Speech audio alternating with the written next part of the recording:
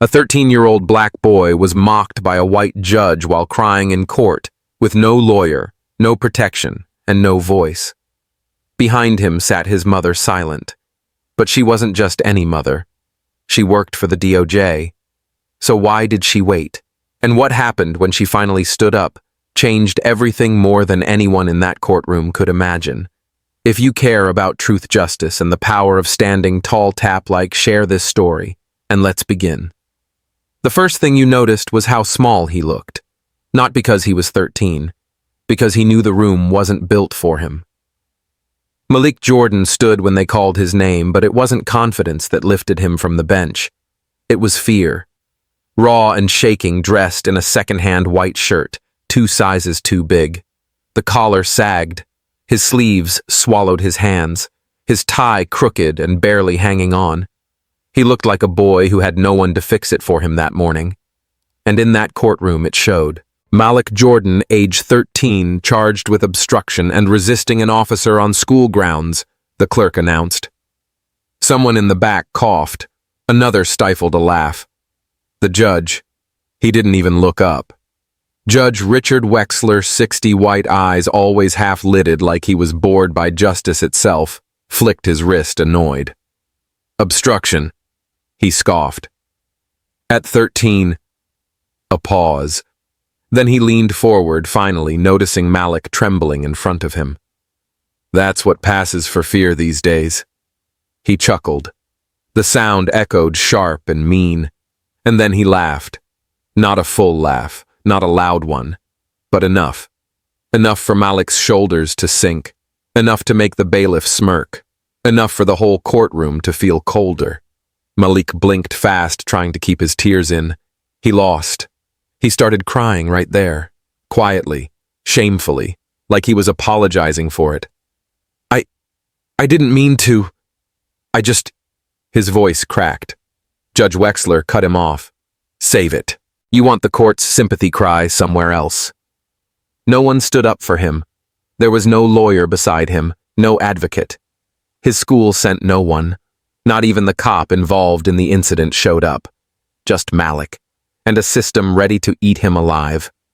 Behind him in the last row sat a woman in navy, posture straight, arms crossed, face still. Clarissa Jordan. She didn't blink when her son began to shake, didn't speak when he looked over his shoulder, desperate for anyone to meet his eyes. She watched, her jaw locked, her stare fixed. If you didn't know her, you'd think she was just another court employee passing time.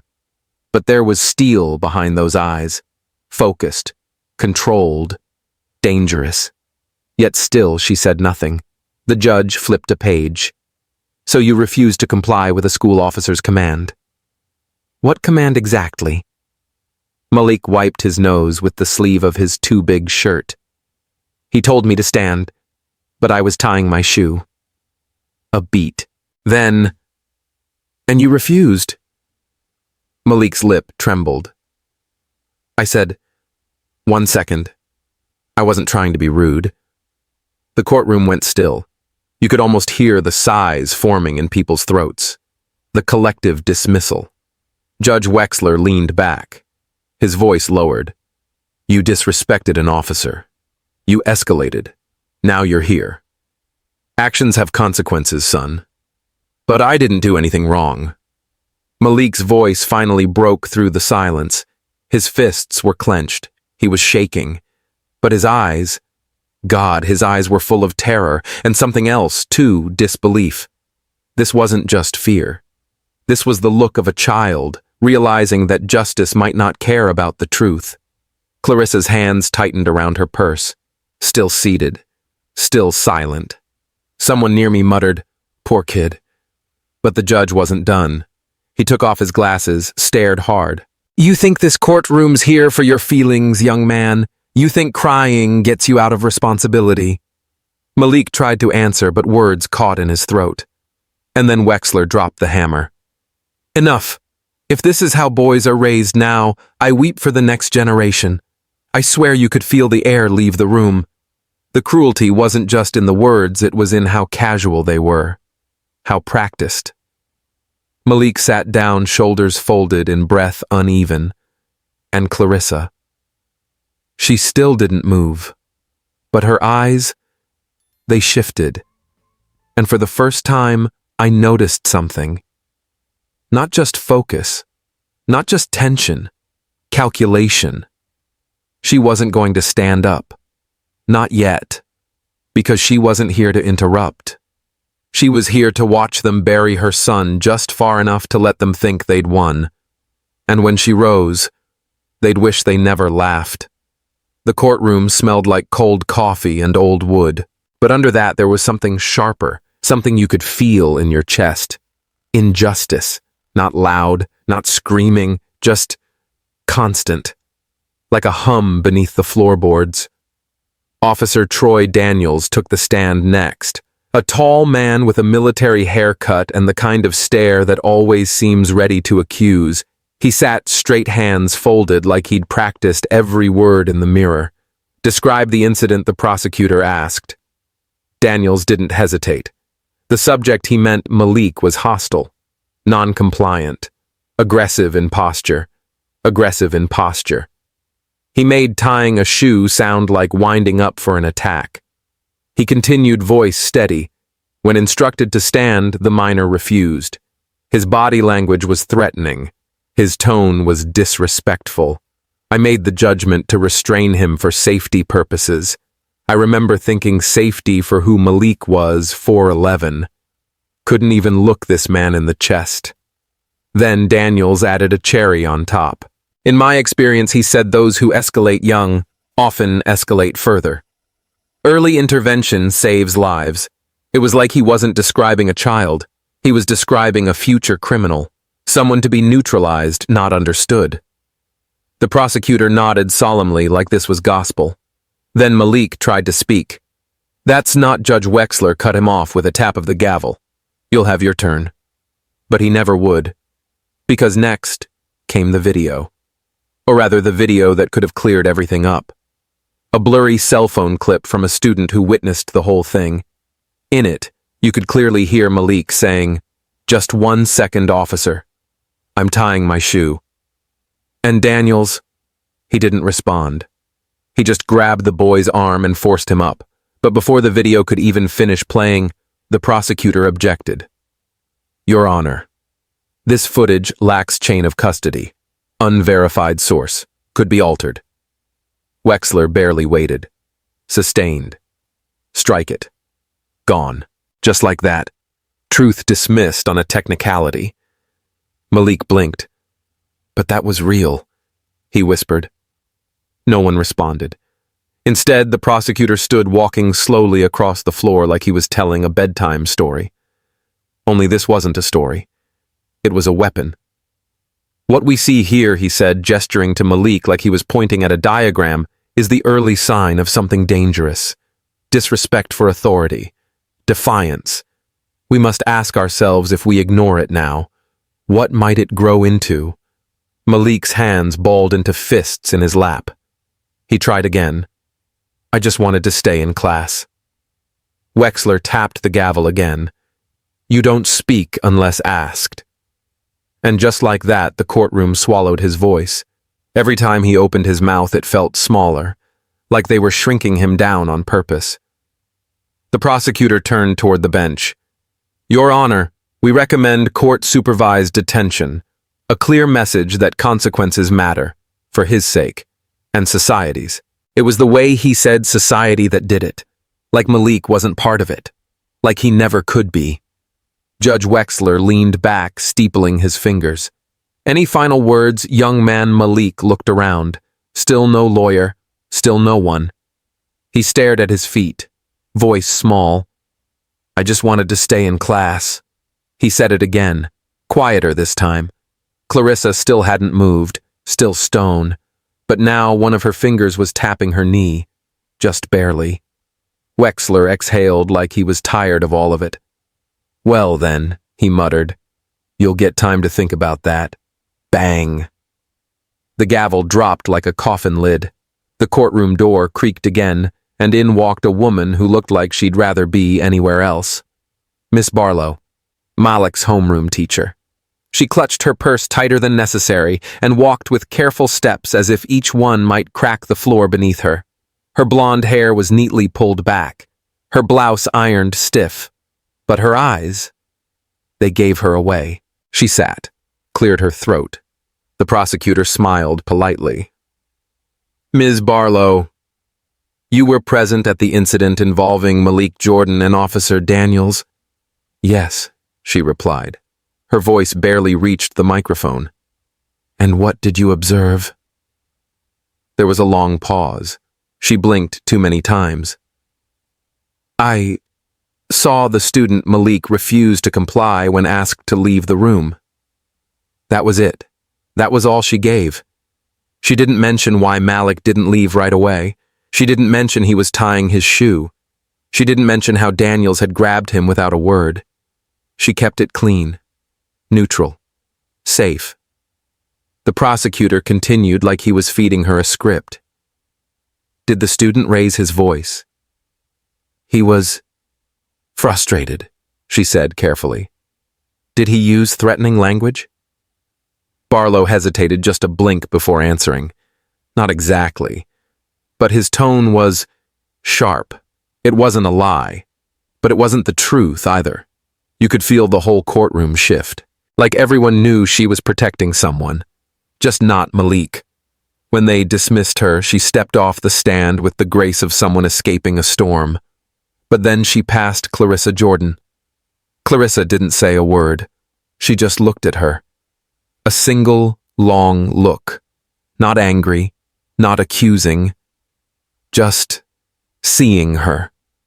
And Miss Barlow flinched. Because sometimes silence says everything. That night, Barlow couldn't sleep. She lay in bed, staring at the ceiling fan spinning slow circles above her, trying not to think about the boy, but failing. Because this wasn't the first time. 3 years earlier, different student, same building. A black boy named Elijah. Smart, curious, quiet, accused of vaping in the bathroom. Barlow knew it wasn't true. She'd seen him in the hallway at the exact time, but she didn't speak up. Didn't want to get involved. Didn't want to take sides. Elijah was suspended. 2 weeks later, his mother found him in his bedroom. He'd written a note, just 6 words. They made me feel like nothing. Barlow never told anyone she'd known the truth. She buried it, moved on. But sitting in that courtroom again, watching Malik tiny alone breaking in front of her, she felt it all rushing back, a pressure in her chest, a taste in her mouth like rust. She told herself she was just a teacher, not a fighter, not a lawyer, not a hero, but a voice in her mind whispered something different. You're not a fighter, but you're not blind either. She thought of Clarissa's eyes, that steady gaze, like a mirror she didn't want to look into. The courtroom air had changed. People were still whispering about what the boy had said. His tearful voice, the words, "I just wanted to stay in class," still echoed through the room like a quiet scream no one wanted to answer. And then, it happened. A man in the second row leaned over to his wife and asked, "Isn't that Clarissa Jordan?" The woman froze, then tilted her head. "You mean the Clarissa Jordan?" He nodded, already pulling out his phone. A quick search, a DOJ page, a photo, a title, Deputy Director of Civil Rights, United States Department of Justice. The whispers started to spread like wildfire, one bench at a time, one jaw dropping after another. All eyes subtly shifted toward the back row. There she was, Clarissa Jordan, sitting quietly, her presence now unmistakable. The same woman who had stood before Congress, who had gone after police departments, who had pushed civil rights investigations into some of the most powerful men in the country. And here she was, silent, watching her own son cry in a courtroom where no one seemed to care who he was or who she was. The shift in energy was almost physical. Even Judge Wexler cleared his throat and sat a little straighter. Officer Daniels looked uneasy. He whispered something to the prosecutor, who gave a forced smile, clearly rattled. People began to murmur questions. Why isn't she saying anything? Why didn't she bring a lawyer? What kind of mother lets this happen? But Clarissa didn't respond.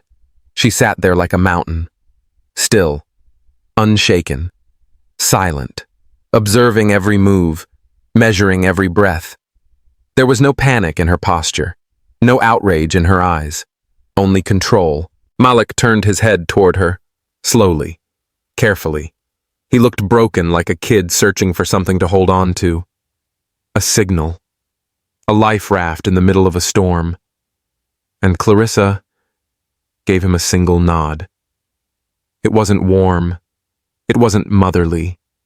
It was quiet, firm, steady. And Malik understood. His shoulders didn't stop shaking, but something shifted. He faced forward again, straighter. Not stronger, perhaps, but steadier. The silence didn't stop outside the courtroom either. Somebody had uploaded a clip. A short video, just 38 seconds. Malik crying. The judge smirking. The words, "That's what passes for fear these days." It started on a niche civil rights forum. Then it made its way to Twitter, then Reddit, then local news. And while the media hadn't yet caught up, the internet had begun to do what it always did: watch, analyze, react. The top comment under the clip read, "If this is how they treat a kid, what happens when the cameras are off?" A second clip followed. A still image zoomed in. Clarissa Jordan, in the back row. And just like that, the courtroom wasn't as anonymous as it had hoped to be. Inside, the judge called for a recess. The gavel fell a little harder this time. His voice cracked slightly when he said 10-minute break. People shuffled out. But they glanced at Clarissa again, more deliberate this time. Daniels passed her row, his jaw tight, his smirk gone. Clarissa didn't look at him. She never blinked. She just waited. The courtroom emptied, but Clarissa stayed seated. She wasn't hiding. She was choosing her moment. A woman in front of her turned back and whispered, "Why aren't you saying anything?" Clarissa looked at her calm, unwavering, and replied softly, "Sometimes the system needs to reveal itself before you take it down."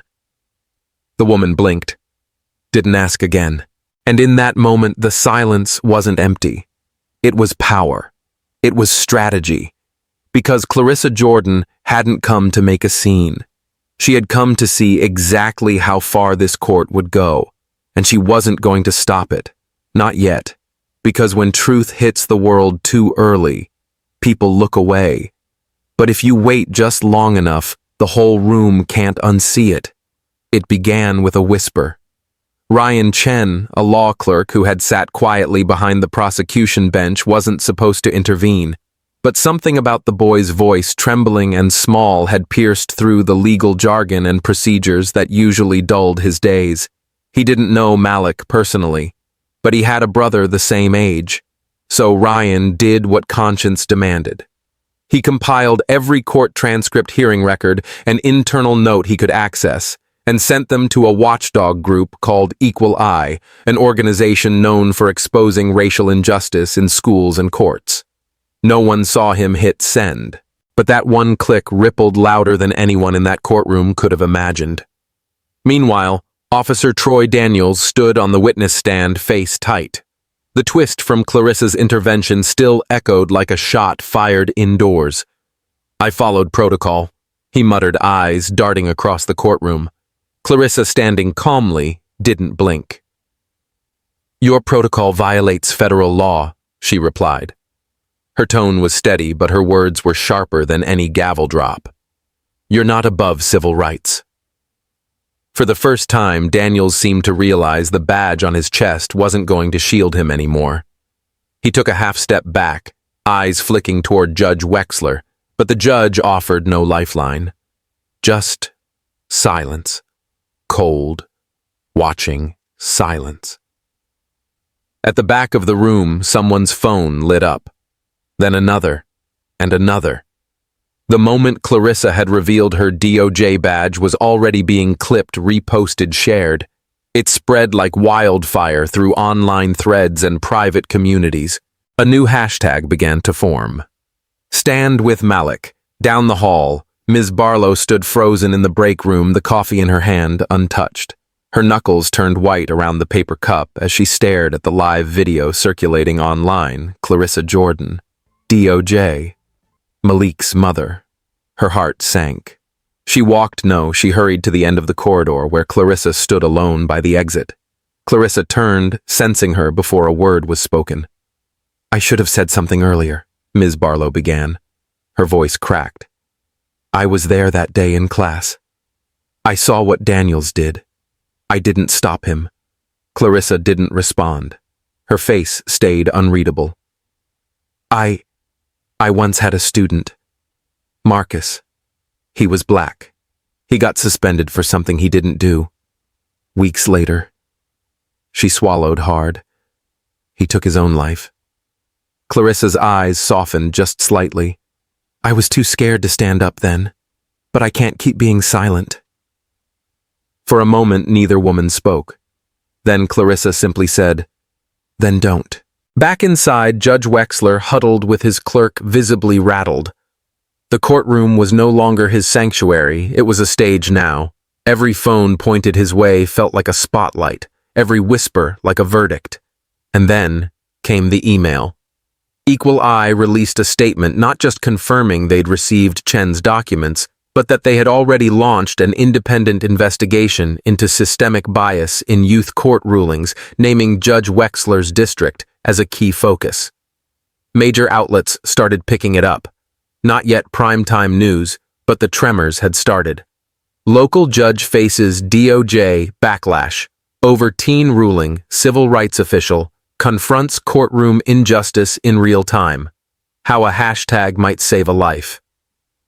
Outside the courthouse, protesters began to gather quietly at first. Just a few holding signs, but more would come. Inside, Malik sat still. His hands were no longer trembling, but his eyes, they searched for his mother's again. Clarissa gave a single, slow nod. He didn't smile. Neither did she. But something unspoken passed between them strength. And then Ms. Barlow returned to the witness stand. She didn't ask permission.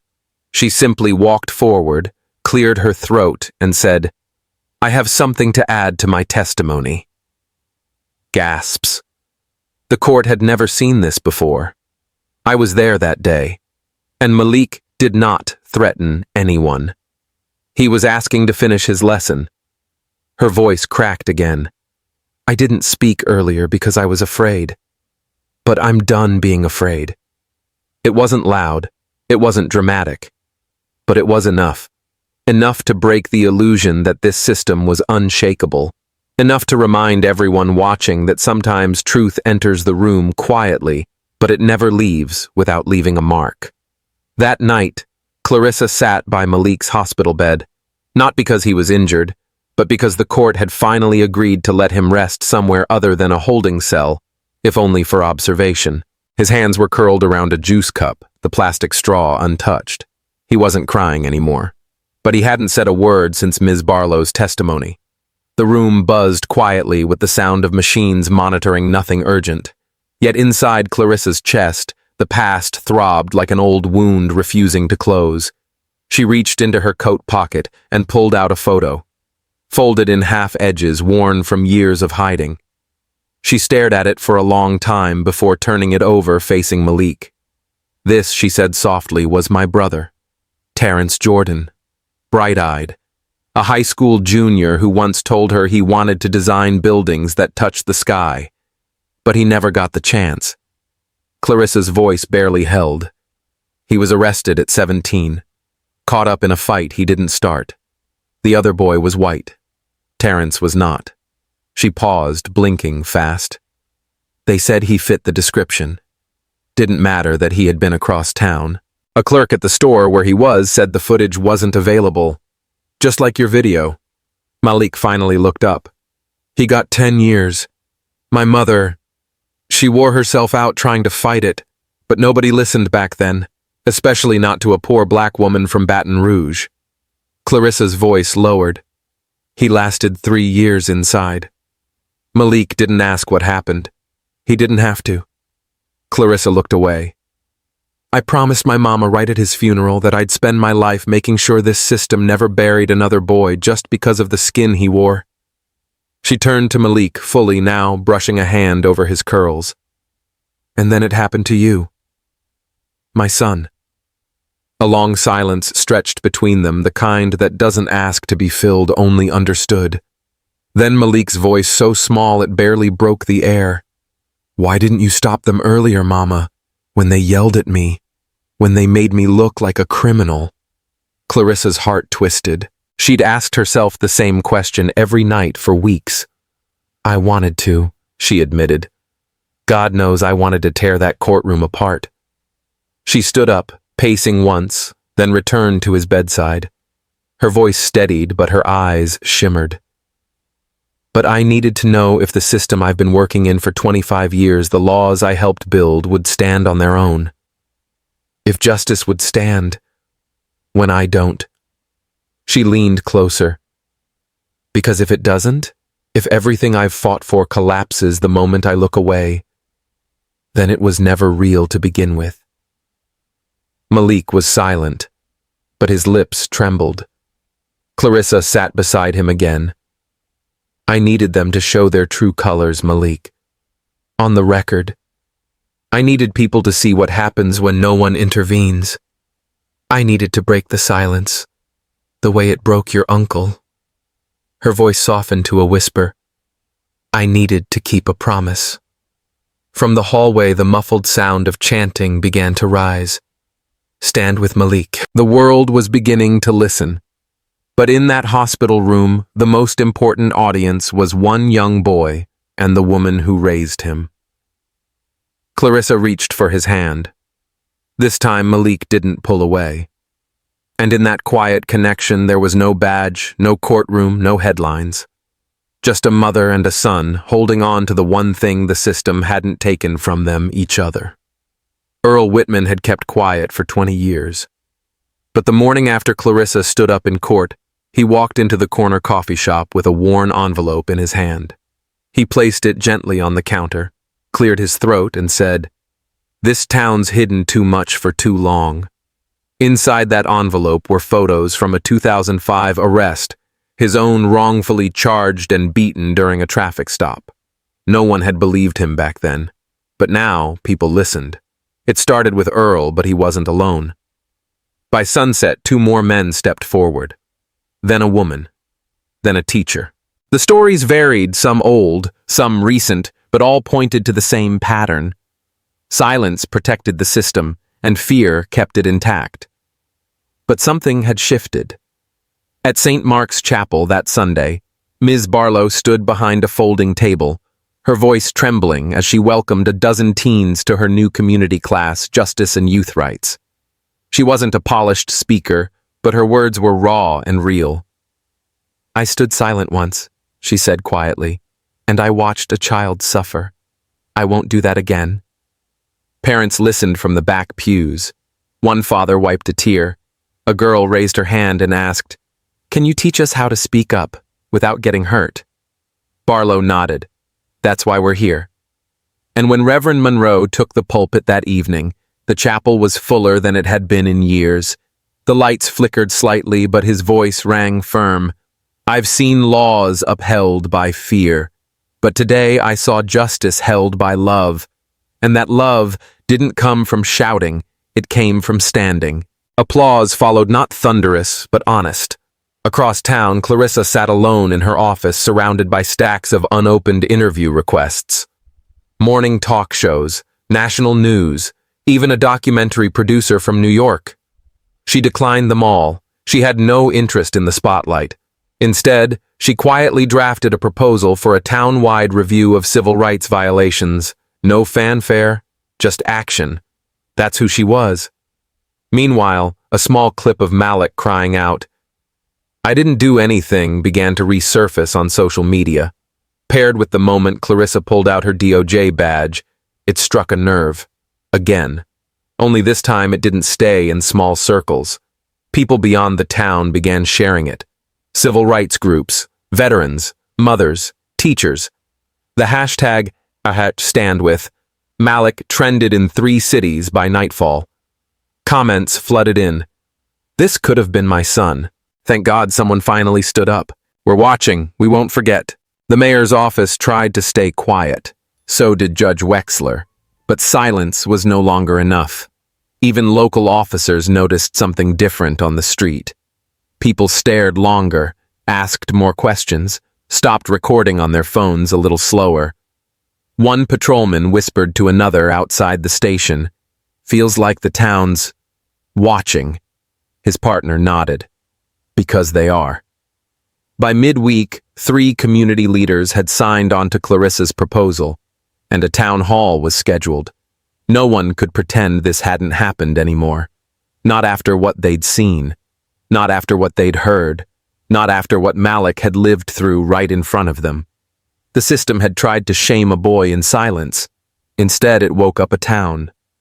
And for the first time in a long time, that town couldn't look away. The stage lights were harsh, blinding almost, but Malik Jordan didn't flinch. The announcer had barely said his name when a sudden hush fell over the auditorium. The silence was loud, deafening. It wasn't just a speech anymore. This was a reckoning. Malik walked to the center slowly, purposefully. Not with swagger, but with weight. The kind of weight only a person who has been broken and stood back up could carry. He looked small behind the podium. Just a boy. But when he spoke, the entire room leaned in. "My name is Malik Jordan," he said, "and I need you to hear me. Not read about me, not assume me. Hear me." Pause. Because I'm not what they said I was. I never was. A ripple ran through the crowd. A few students in the back sat forward. Phones began recording. Eyes locked on him. They said I was aggressive because I raised my hand. They said I was defiant because I asked why. They said I was dangerous because I didn't smile when they accused me. He swallowed hard, then glanced down only for a moment. When he looked back up, his voice sharpened. But I wasn't any of those things. I was a kid, a student. All I wanted was to stay in class and learn. The air shifted. Some people exhaled without realizing they'd been holding their breath. They dragged me out in handcuffs. Malik continued, like a warning to anyone who looked like me, talked like me, existed like me. His fists clenched at his sides, not out of rage but control. He had earned this voice. He wasn't going to waste it. They expected me to stay quiet. They expected me to believe them. But I won't. Not anymore.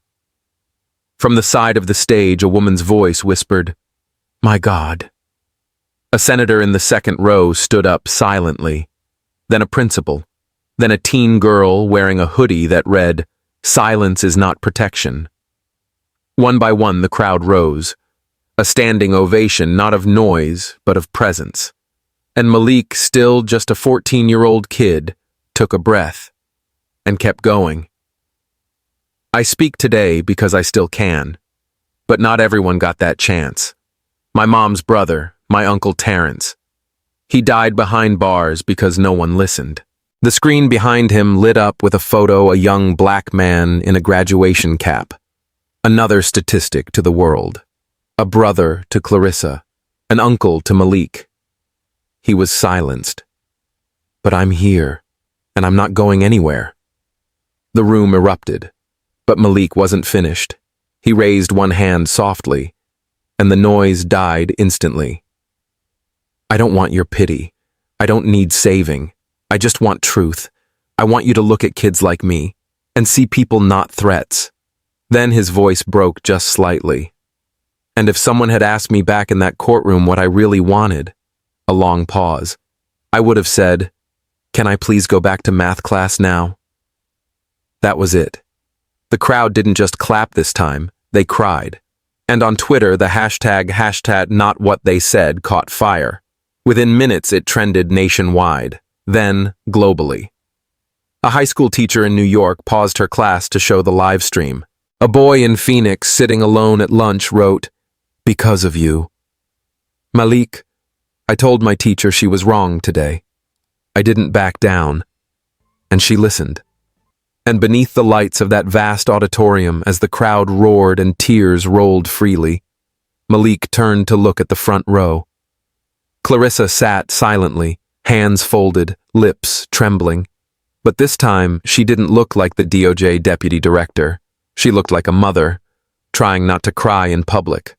And when Malik saw her, she smiled, not with pride, with peace. The headlines came slowly at first, not loud, not flashy, just steady. Judge Wexler, suspended pending federal review. Officer Daniels, reassigned internal affairs, opens inquiry. No one cheered. There were no parades, no front-page photos of apologies. But in a town that had once turned its head, silence itself felt like a shift. Clarissa didn't give interviews. She declined book deals. She didn't even respond to the press requests that piled up at her office.